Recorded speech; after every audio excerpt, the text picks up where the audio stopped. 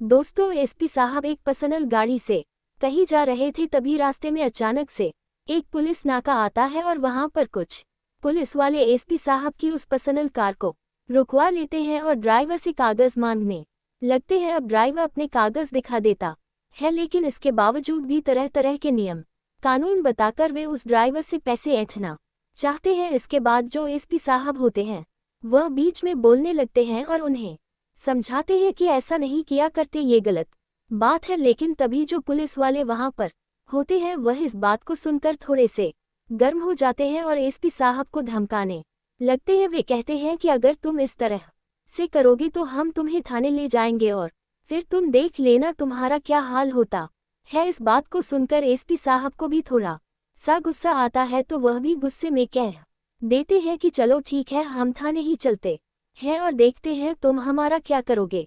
दोस्तों, आखिर कौन थे वह एसपी साहब जो पर्सनल गाड़ी से इस तरह से जा रहे थे और क्या होता है आगे इस कहानी में, आइए जानते हैं। दोस्तों, देहरादून में एक ऑटो ड्राइवर था जिसका नाम रामकिशन था। रामकिशन ऑटो चलाकर अपना परिवार का पालन पोषण किया करता था और उसका एक लड़का था जिसका नाम था वैभव।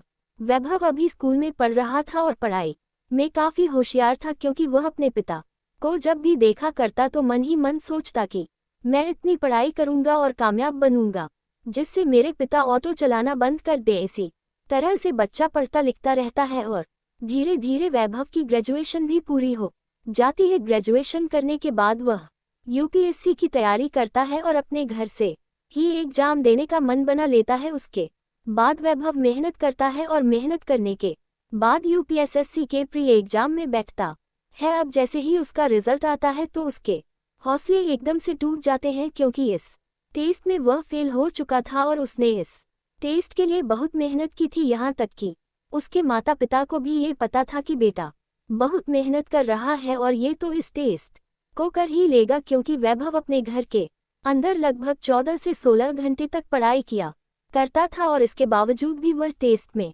रह जाता है। इसके बाद वैभव को अपने दोस्तों से पता चलता है कि अगर कोचिंग कर ली जाए तो ये टेस्ट आसानी से हो जाता है। अब वैभव के दिमाग में यह बातें आती है, लेकिन वह ये बात अपने माता पिता से कहने में हिचक जाता है। वह सोचता है कि कब तक उन्हें पढ़ाई लिखाई करवाएंगे, तो इसी वजह से वह इस बात को कह नहीं पाता और घर के अंदर गुमसुम सा रहने लगता है। अब उसके पिता जब बेटे को गुमसुम देखते हैं तो उसके पास आते हैं और उससे पूछने लगते हैं, बेटा तुम इस तरह से क्यों रहते हो? कोई बात नहीं, अगर एक बार मैं नहीं हुआ तो दोबारा होगा, तुम फिर से मेहनत करो और मुझे पता है इस बार तुम्हारा जरूर होगा। इसके बाद वैभव हिम्मत जुटाकर अपने पिता से कहने लगता है, पिताजी ये तो हो जाएगा, लेकिन इसके लिए मुझे कोचिंग करने के लिए दिल्ली जाना होगा। अब इस बात को सुनकर वैभव के पिता कहने लगते हैं, बेटा कोई बात नहीं, अगर ऐसी बात है तो तू दिल्ली चला जा, दिक्कत कहाँ है? तो वह कहता है, पिताजी दिक्कत केवल इतनी सी है कि वहाँ पर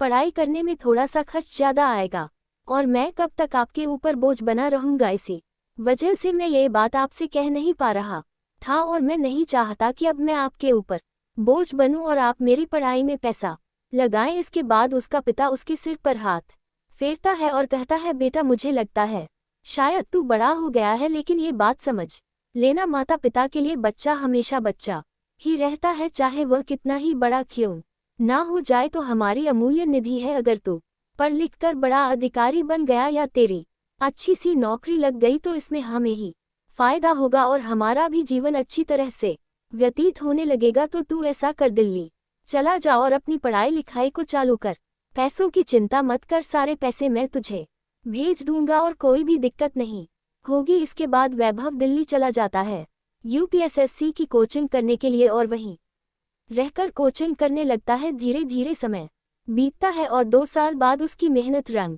लाती है। उसने यूपीएससी का टेस्ट क्लियर कर लिया था प्री में और इंटरव्यू अच्छे से क्लियर हो गए थे। अब वह एक आईपीएस अधिकारी बन चुका था। इसके बाद वह अपने पिता को फोन करता है और इस खुशी को अपने पिता को बताता है। जैसे ही उसका पिता सुनता है कि उनका बेटा पढ़ लिखकर एक बड़ा अधिकारी बन गया है तो उनकी खुशी का कोई ठिकाना नहीं रहता और वह अपने पूरे मोहल्ले में मिठाइयाँ बांटने लगते हैं। इसके बाद वैभव अपने ट्रेनिंग के लिए चला जाता है और ट्रेनिंग के बाद एक डिस्ट्रिक्ट में उसकी पोस्टिंग हो जाती है। उसने अपने को ऑटो चलाना उसी समय बंद करवा दिया था जब वह ट्रेनिंग पर गया था, क्योंकि ट्रेनिंग के दौरान उसे कुछ वेतन मिल जाता था और वह वेतन अपने घर भेज दिया करता था। उसके परिवार वाले आराम से घर में रहते थे और कोई भी दिक्कत नहीं थी। वैभव अपने काम को करता है और काम के दौरान अक्सर उसका ट्रांसफर हो जाया करता है। तो इसी तरह से एक बार फिर से उसका ट्रांसफर हुआ था और एक नए डिस्ट्रिक्ट में उसे ज्वाइनिंग मिल गई थी। वहां पर उसे सरकारी आवाज मिली थी और वहीं पर रहकर उसे काम करना था। लेकिन वैभव बेईमानी के खिलाफ सख्त कार्रवाई किया करता था और इसी तरह से यहाँ पर भी करने लगता है। अब जैसे उसकी पोस्टिंग वहां पर हुई थी तो एक दिन सुबह सुबह वह पुलिस वालों की मीटिंग लेता है और मीटिंग के लिए एक जगह निर्धारित की जाती है एसपी साहब के घर से।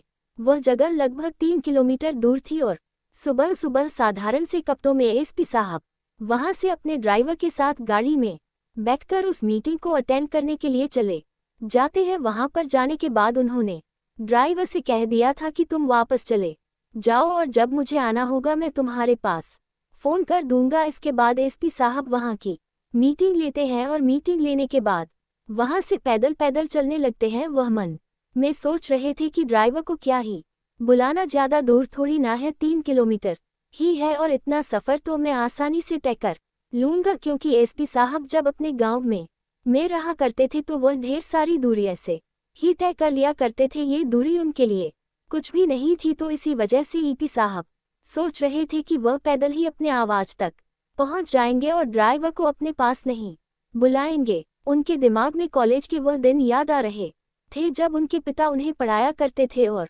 वह पैदल पैदल ही कॉलेज जाया करते थे और कोई भी दिक्कत उन्हें नहीं आती थी। इसी फीलिंग को लेने के लिए एसपी साहब पैदल पैदल वहां से अपने आवाज के लिए निकल जाते हैं। लेकिन जैसे ही 1 किलोमीटर का सफर तय करते हैं तो उनके शरीर में थकान होने लगती है और वह सोचते हैं कि अब पहले जैसी बात नहीं है। तो इसी वजह से वह वहीं रोड के किनारे खड़े होकर अपना फोन निकालते हैं और अपने ड्राइवर को फोन करने ही वाले थे कि इतनी ही देर में वहां पर एक गाड़ी आकर रुकती है और गाड़ी का ड्राइवर खिड़की खोलकर कहने लगता है, साहब आपको कहाँ जाना है। अब इस बात को सुनकर एसपी साहब थोड़े से असमंजस में है। वह सोच रहे हैं कि यह टैक्सी नंबर गाड़ी तो नहीं है और यह अपने आप आकर मुझे लिफ्ट देने के लिए क्यों पूछ रहा है। इसके बाद वह कहते हैं, भाई थोड़ी आगे जाना है, क्या तुम मुझे वहां तक छोड़ दोगे। तो वह कहता है, हाँ साहब बैठिए, मैं आपको छोड़ दूंगा। एसपी साहब उस गाड़ी में बैठ जाते हैं और बैठते ही जो ड्राइवर होता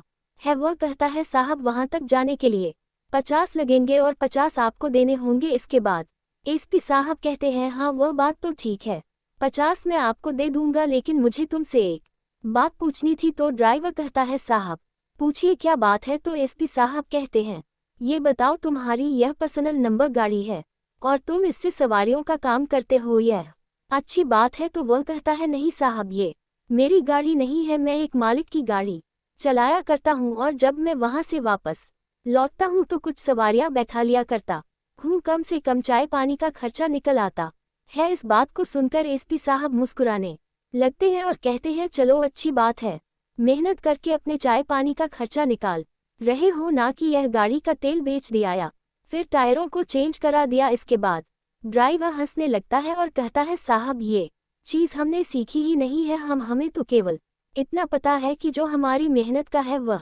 हमारे पास कहीं से भी आ जाएगा और जो बेईमानी का हमारे पास किसी का आ गया है तो वह किसी न किसी काम में हमारा ऐसा लग जाएगा जिसका हमें पता भी नहीं चलेगा। इसके बाद एसपी साहब उसकी इस बातों से प्रभावित हो जाते हैं। लेकिन तभी वहां अचानक से पुलिस नाका आता है और पुलिस नाके को देखकर उस ड्राइवर के चेहरे की हवाएं उड़ जाती है। ड्राइवर के चेहरे पर शंका का भाव देखकर एसपी साहब कहते हैं, क्या हुआ। तो वह कहता है, साहब ये पुलिस वाले हैं, अब ये मुझे रोकेंगे और मुझसे पैसा मांगेंगे। मेरे पास कागज भी पूरे हैं, लेकिन फिर भी यह तरह तरह के रोल बता देंगे और उन सभी नियमों का पालन करना हर किसी के बस की बात नहीं है। और फिर यह कुछ पैसे मांगेंगे वरना मेरा चालान करने की धमकी देंगे। तो ड्राइवर ये कहता हुआ गाड़ी को पुलिस वालों के पास रोक देता है। होना क्या है, ये कुछ न कुछ पैसे लेकर ही मानेंगे। इसके बाद गाड़ी रुकती है तो एक कांस्टेबल आता है और ड्राइवर से कागज पते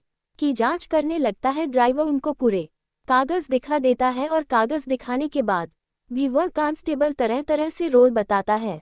जैसा कि ड्राइवर ने अभी एसपी साहब से कहा था, और कहता है तुम्हारा 00 का चालान होगा और तुम्हें चालान भुगतना पड़ेगा। अब ड्राइवर कांस्टेबल साहब से रिक्वेस्ट करने लगता है, कहता है साहब जाने दो, मेरी गाड़ी नहीं है, मालिक की गाड़ी है, मालिक गुस्सा करेंगे। लेकिन तभी कांस्टेबल कहता है मालिक से बात कराओ, अगर मालिक की गाड़ी है या फिर तुम्हारे पास पैसे तो हो तो कुछ दे दो और मैं तुम्हें जाने दूंगा। इसके बाद ड्राइवर कहता है साहब मेरे पास पैसे नहीं है, आप भले ही मालिक से बात कर लो। इसके बाद ड्राइवर अपना फ़ोन निकालता है, लेकिन तभी जो एसपी साहब होते हैं वह ड्राइवर को फ़ोन निकालने से मना करते हैं और हवालदार से खुद बात करने लगते हैं। वह गाड़ी से उतरते हैं और हवालदार के पास पहुंच जाते हैं। कहते हैं देखो, पहले तो जो कुछ भी तुम कर रहे हो वह बिल्कुल भी ठीक नहीं है। अगर तुम किसी गाड़ी को रोकते हो तो तुम्हारे पास ट्रैफिक पुलिस जरूर होनी चाहिए, और तुम कांस्टेबल होकर तुम्हें चालान काटने का अधिकार किसने दिया है। अब ये बात जैसे ही हवलदार सुनता है तो उसे एसपी साहब पर गुस्सा आने लगता है और वह बड़े ही रौब में कहता है लगता है तुम्हें कुछ कानून ज्यादा ही आता है और तुम्हें अच्छी तरह से कानून सिखाना पड़ेगा। इसके बाद एसपी साहब मुस्कुराते हैं और कहते हैं कानून तो मुझे इतना आता है कि अगर मैंने तुम्हें कानून सिखाया तो तुम लोगों को अपनी नौकरी भी छोड़नी पड़ सकती है। इस बात को सुनकर हवलदार और भी ज्यादा गुस्सा हो जाता है और उन्हें थाने चलने की धमकी देने लगता है। तो एसपी साहब कहते हैं चलो थाने में ही सही, तुम भला हमारा क्या कर लोगे, जब हमने कुछ किया ही नहीं है तो तुम हमसे इस तरह से बर्ताव नहीं कर सकते। इसके बाद वह हवलदार गाड़ी में बैठ जाता है और गाड़ी में एसपी साहब उस ड्राइवर को भी बैठाकर थाने ले जाने लगते हैं। लेकिन रास्ते में ड्राइवर हवलदार से रिक्वेस्ट करने लगता है, तभी एसपी साहब उसे रोकते हैं और कहते हैं कोई बात नहीं, आपका जितना भी फाइन बनेगा उस फाइन को मैं दे दूंगा और आपको इसका भुगतान नहीं करना पड़ेगा। इसके बाद हवलदार साहब उन्हें थाने ले आते हैं और थाने के बाहर पड़ी हुई एक बेंच पर बैठा देते हैं। वह कहते हैं थोड़ी देर में बड़े साहब आने वाले हैं और वह तुम्हें अच्छी तरह से कानून सिखाएंगे कि किस तरह का कानून होता है और किस तरह से कानून का किया जाता है। ऐसा कहकर हवलदार साहब थाने के अंदर चले जाते हैं और बाहर बेंच पर एसपी साहब और ड्राइवर बैठा हुआ था। अब ड्राइवर कहने लगा लगता है साहब आप क्यों चक्कर में पड़ रहे हो, मैं उनको थोड़े बहुत पैसे दे देता हूँ और उसके बाद ये हमें जाने देंगे। लेकिन तभी एसपी साहब अपनी असलियत उस ड्राइवर को बता देते हैं और कहते हैं मैं यहाँ का एसपी हूँ, आपको कैसी भी चिंता लेने की जरूरत नहीं है, जरा मैं भी तो देखूं यहाँ पर पुलिस वाले किस तरह से काम करते हैं। अब इस बात को सुनकर ड्राइवर बड़ा ही हैरान हो जाता है कि एक एसपी साहब इस तरह से कैसे घूमते हुए मिल गए। थोड़ी देर बाद अंदर से दरोगा साहब आते हैं और एसपी साहब पर डांट फटकार लगाने लगते हैं। वह कहते हैं तुम्हें बड़ा कानून आता है, मैं तुम्हें जेल के अंदर बंद करूंगा, तब तुम्हें कानून के बारे में पता चलेगा। इसके बाद एसपी साहब अब भी मुस्कुरा रहे थे और खड़े होकर उस दरोगा से कहने लगते हैं देखिए सर, अगर मैंने अपना कानून आपको दिखा दिया तो शायद आप सभी लोग मुझसे माफी मांगने लगोगे और मेरे सामने गिड़गिड़ा लगोगे। इसके बाद वह कहते हैं कौन तू, कहीं का एसपी कलेक्टर है क्या जो हम तेरे सामने गिड़गिड़ा लेंगे। तो एसपी साहब कहते हैं कलेक्टर या एसपी के सामने ही गिड़गिड़ा जाता है क्या, मैं आम नागरिक हूँ और आम नागरिक के ढेर सारे अधिकार होते हैं। जो कुछ भी तुम कर रहे हो बिल्कुल भी सही नहीं है और यह सब कुछ कानून के खिलाफ है। अगर तुम लोग ऐसा करोगे तो मैं तुम्हारी शिकायत कर दूंगा। इस बात को सुनकर दरोगा को भी गुस्सा आ जाता है और वह एसपी साहब से बदतमीजी करने लगता है। लेकिन तभी डीएम साहब कहते हैं एक मिनट रुको, अभी तुम्हारी सारी दादागिरी बाहर निकल जाएगी। इसके बाद एसपी साहब फोन उठाते हैं और उस थाने के थानेदार साहब को फोन मिलाते हैं। फोन मिलाने के बाद कहते हैं मैं खड़ा हूँ और यहाँ पर आपके दरोगा ने जिसका नाम ये है मुझे रोक कर रखा है। इस बात को सुनकर थानेदार साहब फौरन अपनी आवाज से सीधा उस थाने पर पहुंच जाते हैं और जैसे ही थानेदार साहब को वहां आता हुआ देखते हैं सभी पुलिस वाले हैरान हो जाते हैं। थानेदार साहब आने के बाद उन पुलिस वालों को बताते हैं जिन्हें तुमने रोक कर रखा है ये कोई और नहीं यहाँ के एसपी हैं और तुमने बहुत बड़ी गलती कर दी है। इसके बाद जो थाने के जितने भी पुलिस वाले थे वह सभी उनसे माफी मांगने लगते हैं और कहते हैं साहब हमें माफ कर दो, हमें पता नहीं था कि आप यहाँ के एसपी हैं। लेकिन एसपी साहब उन पर जरा भी रहम नहीं दिखाते और साफ साफ उनसे बोल देते है बुराई को तो मैं बिल्कुल भी बर्दाश्त नहीं करता और तुम लोगों को इसकी सजा भुगतनी पड़ेगी। इसके बाद एसपी साहब उन पर सख्त कार्रवाई करते हैं और वहां से उस गाड़ी वाले को भेज देते हैं। वह कहते हैं तुम्हारा कोई भी चालान नहीं होगा और भविष्य में कभी भी तुम्हें कोई दिक्कत हो, जब तक मैं यहाँ पर हूँ तुम मुझे डायरेक्ट फोन कर सकते हो और तुम्हें कोई परेशानी नहीं होने वाली। इसके बाद ड्राइवर इन सभी बातों को देखकर हैरान हो जाता है और हैरानी की हालत में वह वहां से चला जाता है। एसपी साहब अपनी गाड़ी बुलाते हैं और गाड़ी में बैठकर अपने सरकारी आवाज पर पहुंच जाते हैं। घर जाने के बाद शाम को उनके पिता का फोन आता है और वह अपने पिता को आज का पूरा वाकया बताते हैं तो उनके पिता कहते हैं बेटा इसी तरह से मेहनत और ईमानदारी से काम करो ताकि हमें तुम पर गर्व हो और कहीं भी हम ये बात कह सके कि हमारा बेटा किसी भी तरह के गलत कामों में शामिल नहीं है। तो दोस्तों ये थी कहानी एक ऑटो ड्राइवर के लड़के की जो कि एसपी बना और एसपी बनने के बाद उनके साथ कुछ ऐसी घटना घटी जिसके बारे में खुद उन्होंने भी नहीं सोचा था। आप क्या कहना चाहते हो वैभव के बारे में? आप क्या कहना चाहते हो उनके पिता के बारे में? आपकी जो भी राय है कमेंट करके अवश्य बताएं। अगर कहानी आपको ज़रा भी पसंद आए हो तो हमें भी एक लाइक कर दीजिए। मिलते हैं फिर से एक नई और इंटरेस्टिंग कहानी के साथ, तब तक के लिए जय हिंद जय भारत। आप सभी का बहुत बहुत धन्यवाद।